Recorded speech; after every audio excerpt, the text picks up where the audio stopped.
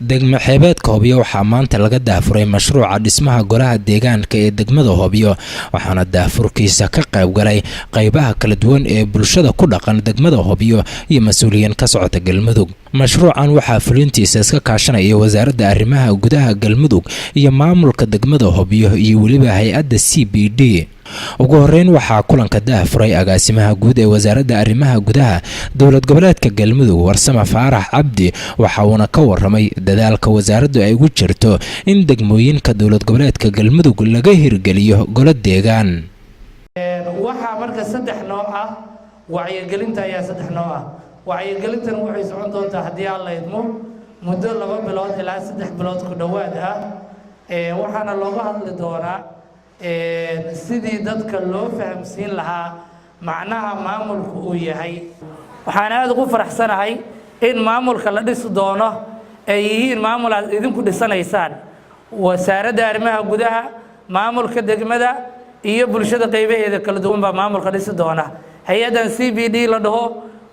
hadda waxaan maleynayaa boorkaan aad u jeedaan wax CBD la dhaho kuma qorna waxa maamulka dhisi doona waa idinka ayaa la rabaa inaad maamulka dhisataan inaad Hobyo horumarkeeda ka shaqeysaan waxa la rabaa kalsoonida in la abuuro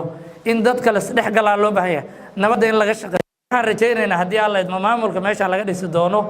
inay dumarku qayb ka noqon doonaan 30% ay ku leeyihiin xuquuqda dawladda federaalka. gudoomiyaha degmada Hobyo Cabdullaahi Faad ayaa waxa uu dadweynaha reer Hobyo ku booriyay inay ka qayb qaataan horumarka degmada. wax badan oo hadda aan qabsanayn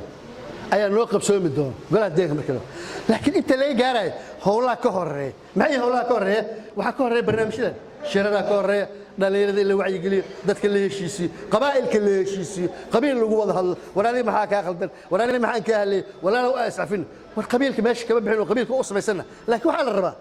annaga aqal ku shaqeynayna nidaamka iyo systemka sida u kala sareeyay kala qaado. Daawud Bashiir iyo Suleybaan Maxamed oo ka socday hay'adda CBD ayaa waxay faahfaahin ka bixiyeen mashruucan iyo qaabka degmadan looga fulinayo. sida hadda aan baarlamaanku leenahay maaragtay dawladda federaalka Galmudug siin baarlamaan u leenahay annagana waxa noqon doona golaha deegaanka wuxuu noqon doonaa baarlamaanka degmada saas in loo fahmo waaye marka waxyaalo badan ay jira wacyigelintaas iyo shirarkaas waxay ku saabsan yihiin waxay hordhac u yihiin golaha deegaanka oo la gaari doono la dhisi doono hordhac u yihiin waa la sheekaysanaa waa la maaragtay wax baa la isku ogaanaa. shirkana shirarka maaragtay aan golaha deegaanka ku dhisan lahayn ugu horeeyo hadduu alla idmana shirar badan way noo dhiman yihiin. hadda marka waxaan noo weelin doono guddigaas qabanqaabada waa guddi 11 qof ah maamulka iyo odayaasha say ku heshiiyaan iyo wasaaradda arrimaha gudaha u taala guddigaas marka la soo xiro asaga nala shaqeyn doono asaga shirarka nala qabanqaabin doono asaga bulshada nala abaabulin doono waxa la wixii shucaacan soo kala dhaxgalna asaga xalin doono hadduu alid saadaq laka warbaahinta SBC magaalada Cadaado.